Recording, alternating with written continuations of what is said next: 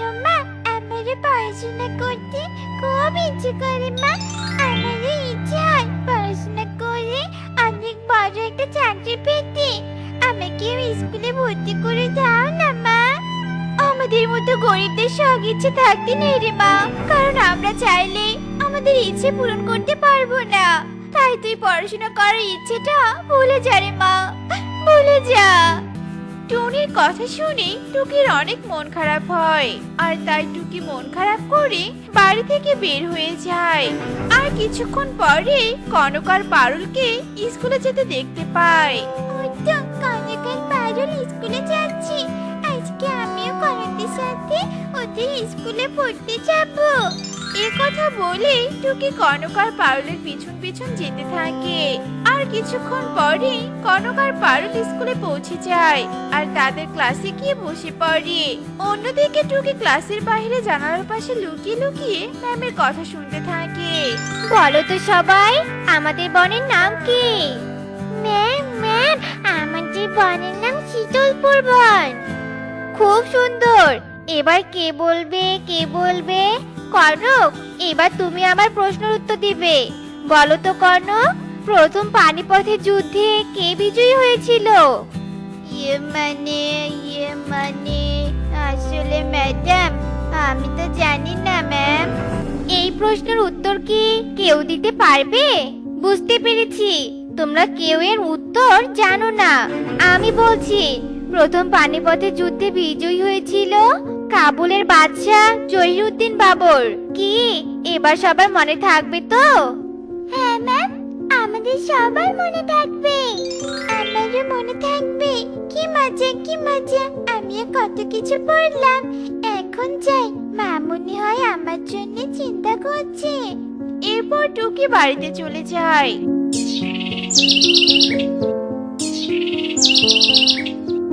আর এরপর থেকে টুকি রোজ রোজ কনকদের স্কুলে যায় আর লুকিয়ে লুকিয়ে ক্লাস করতে থাকে। আর এভাবে কেটে যায় বেশ কিছুদিন। আর প্রতিবারের মতো টুকি আবারও লুকিয়ে লুকিয়ে ক্লাস করছিল। তখনই হঠাৎ করে কনক টুকিকে দেখতে পায়। আরে টুকি ওখানে দাঁড়িয়ে দাঁড়িয়ে কি করছে? মনে হয় ওই আমাদের সাথে ক্লাস করছে আর লুকিয়ে লুকিয়ে ম্যামের সব কথা শুনে ফেলছে। টুকি তো জানে না আমাদের স্কুলে কোনো গরিবের মেয়ে পড়তে পারবে না। দাঁড়া টুকি, তোর পড়াশোনা আমি বের করছি। এই মেয়ে, তুমি এখানে দাঁড়িয়ে দাঁড়িয়ে কি করছো? এক্ষুনি ভিতরে এসে বলছি। এবার বলো, তুমি জানালার কাছে দাঁড়িয়ে দাঁড়িয়ে কি করছিলে? ম্যাম ম্যাম, আমার যে পড়াশোনা খুব ভালো লাগে, কিন্তু আমি তো গরিব, তাই আমার পড়াশোনা করতে মানা। তাই আমি রোজ রোজ ক্লাসের বাইরে জানালার পাশে দাঁড়িয়ে লুকিয়ে লুকিয়ে ক্লাস করি।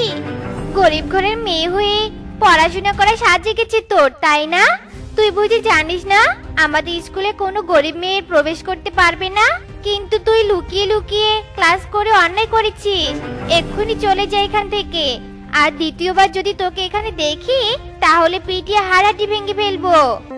ইগলি ম্যামের কথা শুনে টুকি অনেক কষ্ট পায় আর কাঁদতে কাঁদতে সেখান থেকে চলে যায়। আর কিছু দূর পথ যাওয়ার পর টুকি এক পরি ম্যামকে দেখতে পায়।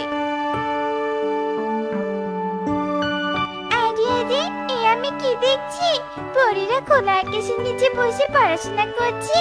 আমিও তোমাদের সাথে পড়তে চাই গো পরি বন্ধুরা। একথা বলে টুকি একটা গাছের আড়ালে লুকিয়ে পড়ে আর লুকিয়ে লুকিয়ে পরীদের সাথে ক্লাস করতে থাকে। এই মেয়ে, ওখানে লুকিয়ে আছো কেন? এখানে এসো। আমি কি মেরো না পরি ম্যাম? আমি আর কখনো লুকিয়ে লুকিয়ে পড়তে আসবো না। এই তো আমি এক্ষুনি এখান থেকে চলে যাচ্ছি। এই মেয়ে শোনো, আমি তোমাকে মারবো না। তোমার বুঝি পড়তে অনেক ভালো লাগে আর তাই লুকিয়ে লুকিয়ে আমার ক্লাস করছিলে? ঠিক বললাম তো? হ্যাঁ তো, আমার পড়াশোনা করতে খুব ভালো লাগে, কিন্তু আমি তো গরিব পাখি, তাই পড়াশোনা করতে পারি না। আর কিছুক্ষণ আগে আমি আবার বন্ধুদের স্কুলে লুকিয়ে লুকিয়ে ক্লাস করছিলাম, কিন্তু ম্যাম আমাকে গরিব বলে বকাঝকা করে তাড়িয়ে দিয়েছে। কেঁদো না টুকি, আজকে থেকে তুমি ওদের সাথে আমার ক্লাস করবে আর আমি তোমাকে আজ থেকে পড়াবো। কি তুমি খুশি হয়েছো তো? কি মজা কি মজা, আজকে থেকে আমি পড়াশোনা করব, আমার অনেক আনন্দ হচ্ছে ম্যাম। এই নাও টুকি তোমার নতুন বই। এরপর টুকি পরিদের সাথে ক্লাস করতে থাকে। আর কিছুক্ষণ পর প্রায় সন্ধ্যা হয়ে যায় আর টুকি নতুন বই নিয়ে বাড়িতে চলে আসে। কি রে, সারাদিন কোথায় ছিলি বলতো?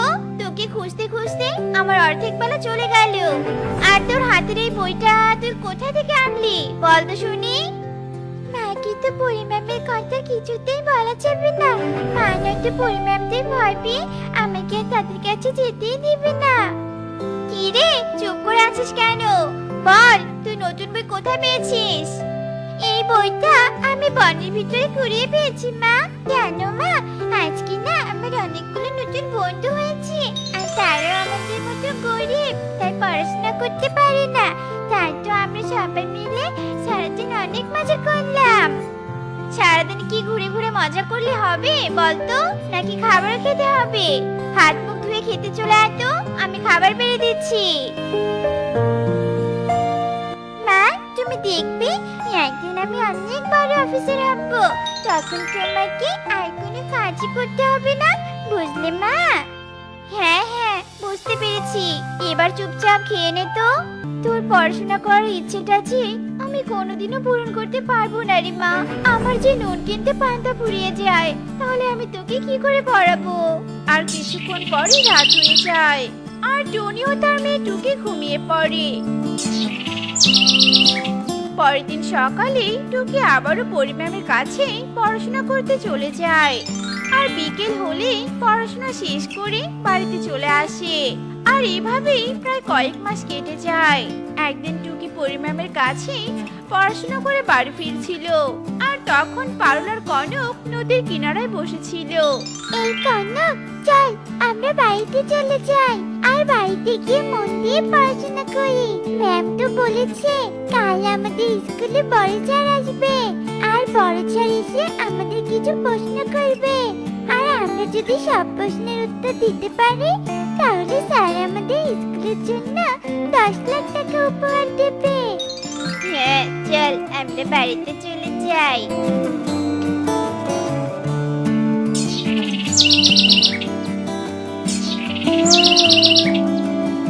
শোনো বাচ্চারা, তোমরা সবাই তো জানো আমি এখানে কেন এসেছি।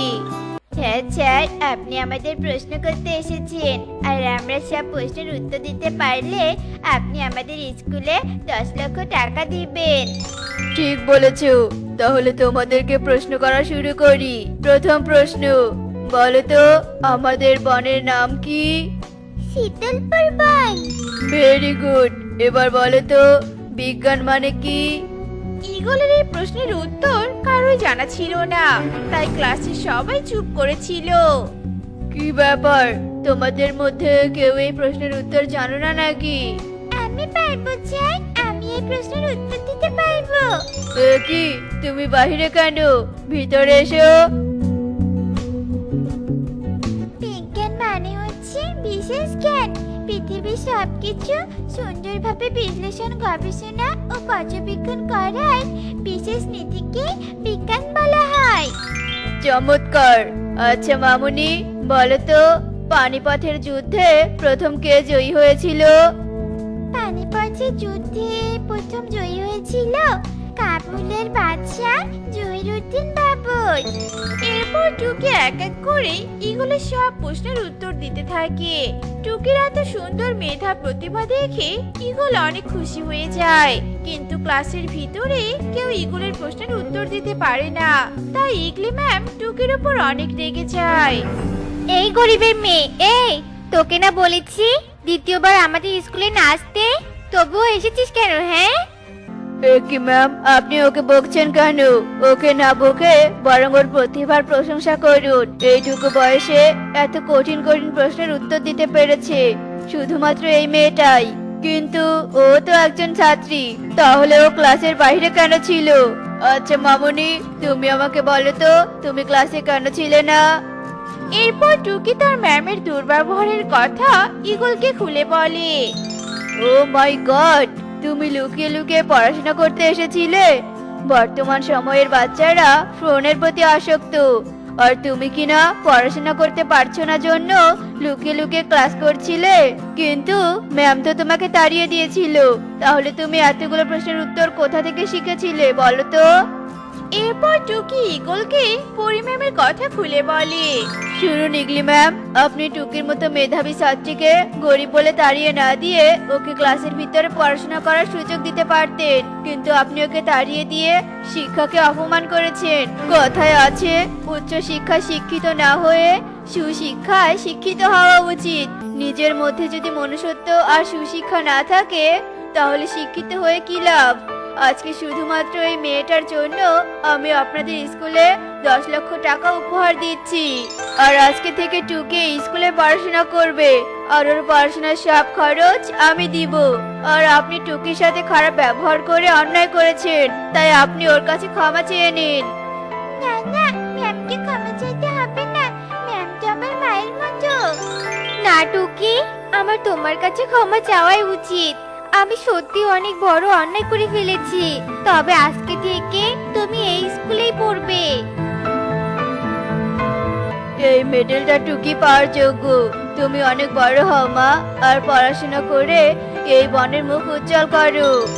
এরপর ইগল সেখান থেকে চলে যায়, আর টুকিও নতুন বই আর সোনার মেডেল পেয়ে অনেক খুশি হয়ে বাড়িতে চলে যায়।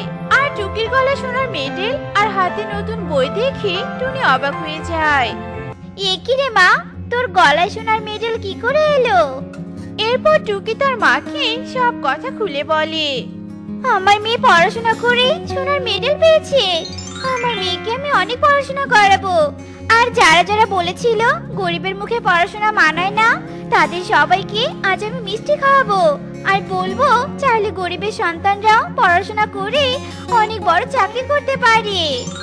আরে আরে ছাগল, তুই কোথায় দৌড়াচ্ছিস? হ্যাঁ, গন্ধ এসেছে, গন্ধ। আমি আর এখানে থাকতে পারবো না। ছাগল দ্রুত দৌড়ে সেখান থেকে পালিয়ে যায়, আর বানটি রেগে আগুন হয়ে টোনার সামনে আসে। এই টোনার বাচ্চা, এই টোনা, তোর শরীরে গন্ধের কারণে আমার ছাগল পালিয়েছে। যা বলছি, এক্ষুনি আমার ছাগল খুঁজে এনে দে। এই শালার বেটা চুপ! আমার গায়ে গন্ধ তোকে কে বলেছে? আসলে তুই হচ্ছিস একটা ছাগল, আর ছাগল তো কখনো ছাগলের সাথে থাকে না, তাই তোকে রেখে পালিয়েছে। কি কি বললি আমাকে? আমি ছাগল? দাঁড়া, এক্ষুনি আমি তোর গায়ে জল ঢেলে দিচ্ছি। তোর এত ঠান্ডা কোথা থেকে এসেছে সেটাই আমি দেখছি।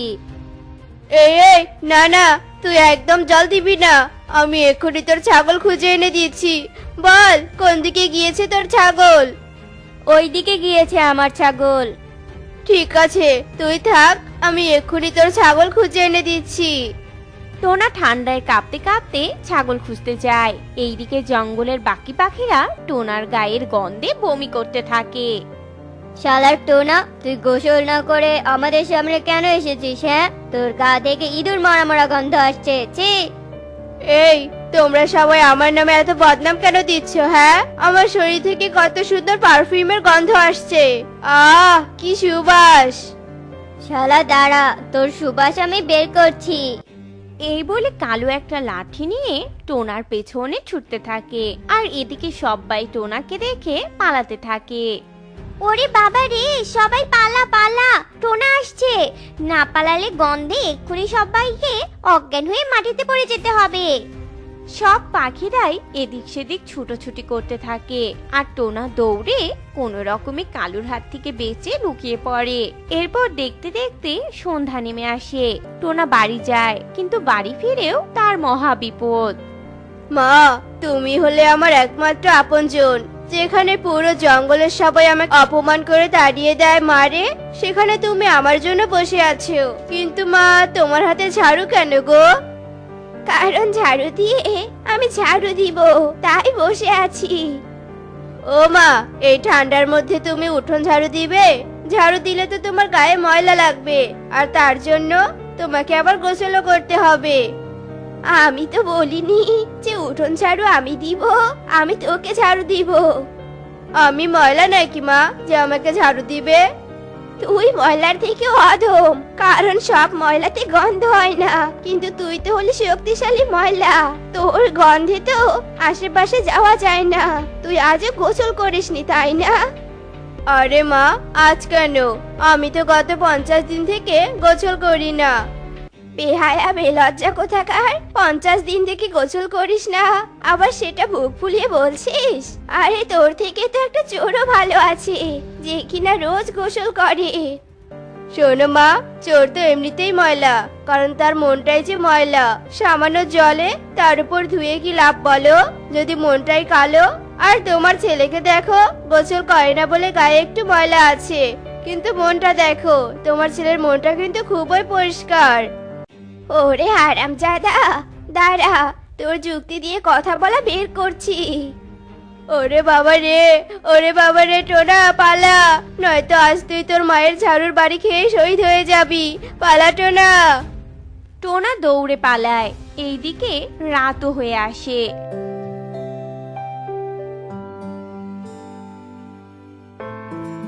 আর টোনা কোনো উপায় না পেয়ে পাশের একটা গাছের ডালে বসে পড়ে।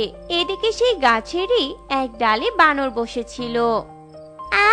আরামেই তো ঘুমিয়েছিলাম, হঠাৎই কুকুরমারা গন্ধ কোথা থেকে আসছে। ওয়াক্তু, মনে হচ্ছে তো পেট থেকে এক্ষুনি সব বেরিয়ে যাবে। আরে এখানে এসেও তো দেখছি কোনো শান্তি নেই। এই বানরটাও আবার ওয়াক ওয়াক শুরু করেছে। এই বেটাই, এই তার মানে তোর শরীর থেকে এমন কুকুরমারা গন্ধ আসছে, মনে তো হচ্ছে তুই 1 মাস থেকে গোসল করিস না। আরে বানর, তুমি ভুল বললে, শুধু 1 মাস নয়, আমি তো 1 মাস 20 দিন থেকে গোসল করি না। হাই হাই, কি বলে? এই তুই ভাগ এখান থেকে, যা যা বলছি, যা ভাগ এখান থেকে, আমার মুডটাই নষ্ট করে দিল। এ কপালে আর আমার শান্তি নেই। আজ রাতটা বাইরে কোথাও কাটিয়ে দেই, কাল সকালে আমার প্রেমিকা টুনিকে বিয়ে করে নিয়ে অন্য কোথাও আমি ঘর বানিয়ে থাকবো। সবাই আমাকে তাড়িয়ে দিলেও আমার ফুলটুসি আমাকে কখনোই তাড়িয়ে দিবে না। কি রে, তুই এখনো কি বিড়বিড় করছিস? হ্যাঁ, ধুর ছাই, যাচ্ছি। এরপর টোনা সেখান থেকে বেরিয়ে অন্য একটা গাছের ডালে বসে আর সারা রাত কাটিয়ে দেয়। এরপর দেখতে দেখতে সকাল হয়ে আসে।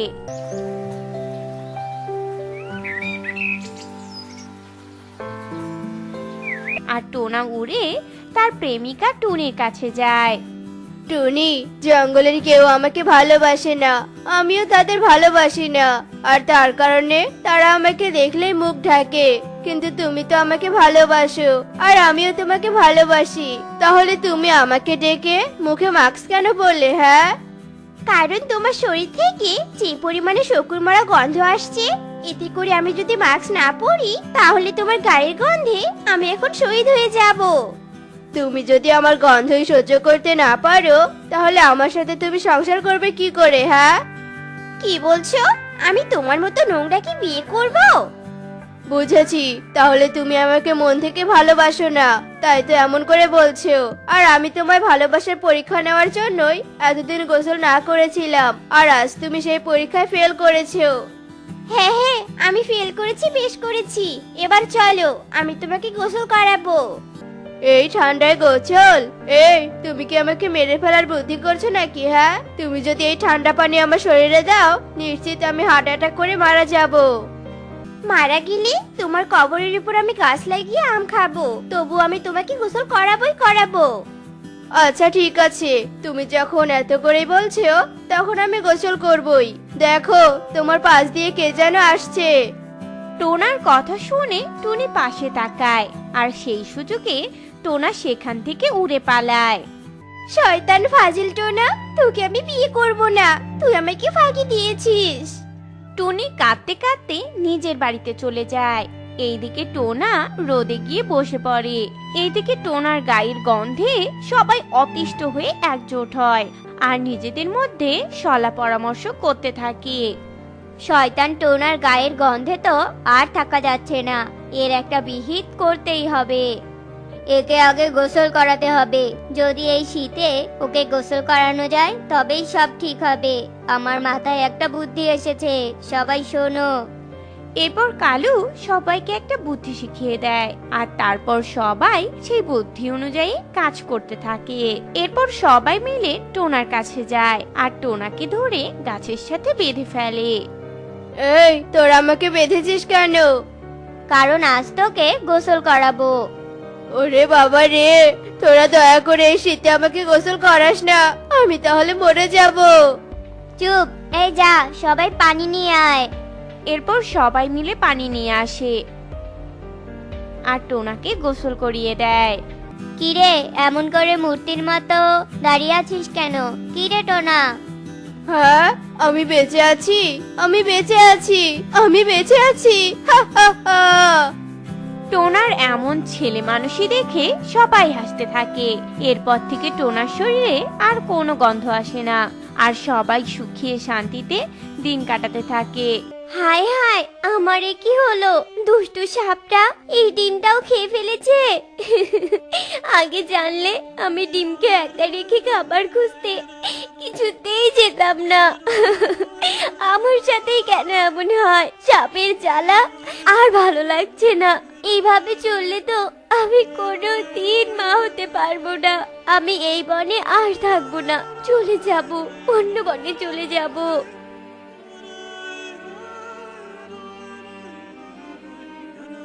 আরে আরে টুনি বোন, তুই এইভাবে কাঁদতে কাঁদতে কোথায় যাচ্ছিস? কি হয়েছে তোর, বল আমাকে।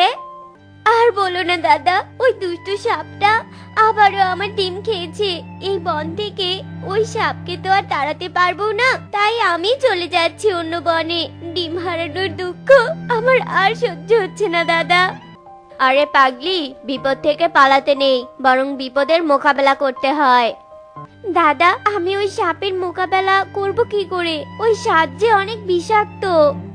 আমার মাথায় একটা বুদ্ধি এসেছে, শোন বুদ্ধিটা। দাদা, আমি এক্ষুনি যাচ্ছি তোমার বুদ্ধিমতো কাজ করতে। টুনি কবুতরের বুদ্ধিমতো প্যাঁচার বাড়ির দিকে উঠতে থাকে। অন্যদিকে প্যাঁচা টাকার ব্যাগ নিয়ে বলতে থাকে, যাই তাড়াতাড়ি শহর থেকে কিছু দামি খাবার কিনে নিয়ে আসি। কতদিন হলো ভালো খাবার খাই না। এই ছোট চোরটুনি, দাঁড়া দাঁড়া বলছি, তোর সাহস কি করে হয় আমার টাকার ব্যাগ ছিনতাই করার? দাঁড়া বলছি। আজ ব্যাগ এখানে না রেখে গেলে আজ তোকে মেরে তক্তা বানাতাম, বেয়াদব টুনি। এই বাচ্চা, আমার এখানে কি করিস? আমি এখন ঘুমাবো। আমাকে বিরক্ত না করে চলে যা তো, নয়তো টুনির ডিমের মতো তোকেও খেয়ে ফেলবো। শয়তান সাপ, তোর এত বড় সাহস আমাকে হুমকি দিস? দাঁড়া, তোকে দেখাচ্ছি মজা। প্যাঁচা একটা লাঠি দিয়ে সাপকে মারে আর সাপ মার খেতে খেতে এক পর্যায়ে মারাই যায়। প্যাঁচা তার টাকার ব্যাগ নিয়ে চলে যায়। টুনি আর কবুতর দূর থেকে এসব দেখে বলতে থাকে, আরে দাদা, তুমি তো দারুণ বুদ্ধি দিয়েছিলে। বুদ্ধিটা এত কাজে লাগবে, আগে জানলে তোমার কাছেই যেতাম। অনেক কথা হয়েছে, চল বাড়ি যাই। এইভাবে বেশ কিছুদিন কেটে যায়।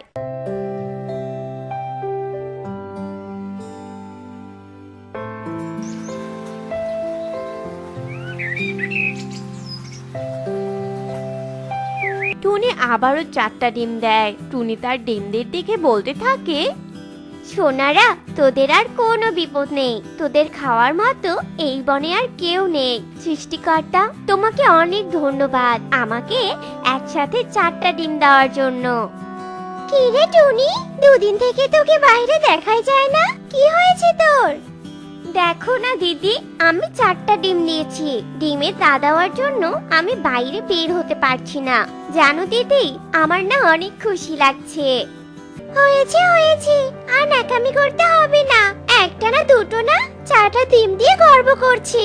বনে সবাই বলে যে বেশি ডিম দেয় যে সে অলক্ষী। আমি আবার একটা ডিম দিয়েছি, যাই গিয়ে আমার ডিমে তা দেই। কি ব্যাপার কণিকা, তোমাকে এত চিন্তিত দেখাচ্ছে কেন? কি নিয়ে এত ভাবছো বলো তো? জানো যোগ্য, টুনি 4টা ডিম দিয়েছে। ও ডিম থেকে 4টা ছানা বের হলে আমরা আর ঘরে থাকতে পারবো না। ওর 4 ছানা সব সময় চিৎকার চেঁচামেচি করবে আর আমাদের একটা ছানার সাথে খেলাধুলা করবে। হবে। তুমি তো জানোই ছোট ছানার চেঁচামেচি আমার একদম পছন্দ না। তুমি এমন কিছু করো যাতে ওই টুনির 4টা ডিমই নষ্ট হয়ে যায়। তুমি তো আমাকে আগে বলনি যে টুনি 4টা ডিম দিয়েছে। আমার মাথায় একটা বুদ্ধি এসেছে। কি বুদ্ধি যজ্ঞ? বলো, তাড়াতাড়ি বলো আমাকে। শোনো, ঈগল দাদার সাথে আমার ভালো সম্পর্ক। ঈগল দাদাকে বললেই টুনি ডিম খেয়ে ফেলবে। তুমি ঘরে থাকো, আমি এক্ষুনি গিয়ে ঈগলকে বলে আসি। যজ্ঞ তার ঘর থেকে বের হয় আর টুনির ঘরের দিকে তাকিয়ে বলতে থাকে, টুনি ঘরে নেই, এটাই সুযোগ। যাই, তাড়াতাড়ি ঈগলকে বলে আসি।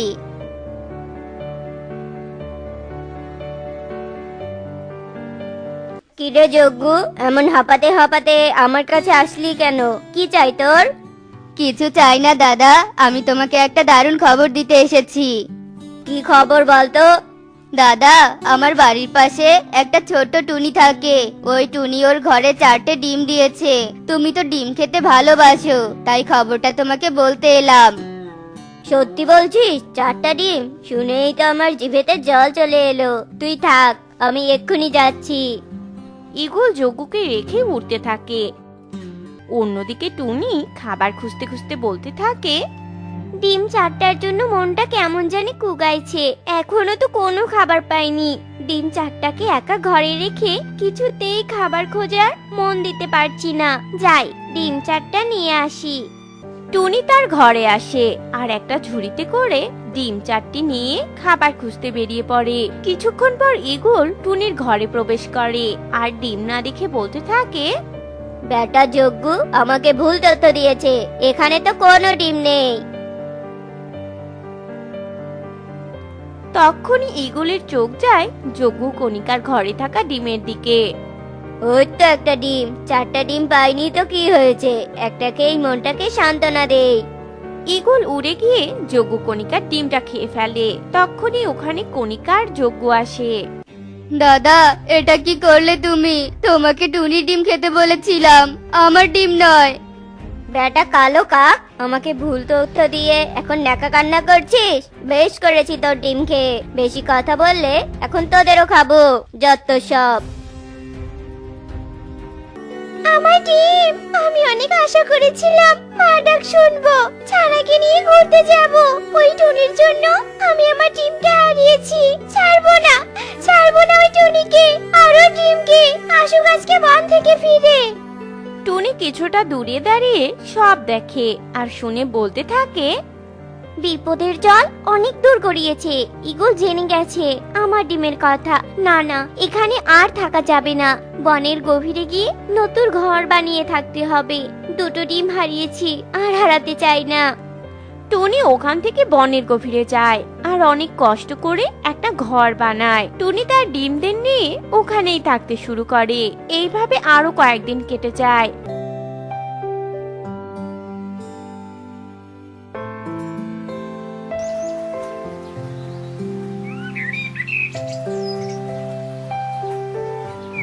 অবশেষে টুনির ডিম থেকে 4টা কন্যা বেরিয়ে আসে। টুনি অনেক খুশি হয় আর ছানাদের অনেক যত্ন করতে থাকে। মা মা, আমার মিষ্টি ফল খেতে অনেক ইচ্ছে করছে। আমাকে মিষ্টি ফল এনে দাও না মা। মা, আমারও খেতে ইচ্ছে করেছে। কতদিন হলো মিষ্টি ফল খাই না। এনে দাও না মা মিষ্টি ফল। ঠিক আছে মা, ঠিক আছে, যাচ্ছি। তোরা 4জন কিন্তু ঘরেই থাকবি। আমি এই যাবো আর আসবো। দেখেছো যোকু, আমাদের সন্তানকে কেড়ে নিয়ে 4 কন্যার মা হয়ে এখানে লুকিয়ে আছে। ছাড়বো না ওই টুনি 4 কন্যাকে, আমি কিছুতেই ছাড়বো না। অনেকদিন পর খুঁজে পেয়েছি। ঠিক বলেছ কণিকা, এই 4 কন্যাকে আজ এক্ষুনি ঘর সহ জ্বালিয়ে দিব। চলো গিয়ে আগুন নিয়ে আসি। যজ্ঞ কণিকা মশালে করে আগুন নিয়ে আসে। কণিকা সামনে থাকে আর যজ্ঞ পেছনে। দুজনের হাতে মশাল থাকে। যজ্ঞ যেই ঘরের দিকে এগোতে থাকে ঠিক তখনই হোঁচট খেয়ে আগুনের মশাল সহ কণিকার গায়ে পড়ে আর কণিকার গায়ে আগুন লাগে। যোকু, এটা কি করলে? মরে গেলাম। ওরে বাবা রে, চলে গেল, পুরো শরীর চলে গেল। কণিকা, আমার পাখা পুড়ে যাচ্ছে। বাঁচাও, কেউ আমাদের বাঁচাও, আমরা পুড়ে যাচ্ছি, বাঁচাও।